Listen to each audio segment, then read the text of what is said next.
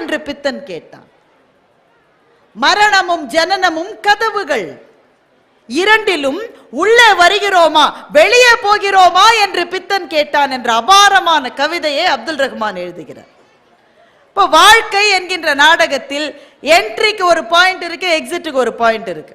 ஆனால் அது மாத்திரமல்ல, நம்முடைய குடும்பத்தில், அலுவலகத்தில், நாம் இருக்கிற மேடைகளில் கூட சில சமயங்களில் நாம் முன் தோன்றி பேச வேண்டும், சில சமயங்களில் மற்றவர்களை பேச விட்டு கொஞ்சம் பின்னே வரணும். எப்போ முன்னாடி வரணும் எப்போ பின்னாடி வரணும்ன்றது நமக்கு தெரிஞ்சிருக்கணும். வீட்டில் புது மருமகள் வந்தாள் என்றால், அத்தை நான் சமைக்கட்டா அத்தை என்று கேட்டால், அந்த நேரத்தில் வேண்டாமா நானே பார்த்துக்கிறேம்மான்னு சொல்லிட்டீங்கன்னா உங்களுக்கு நல்லது.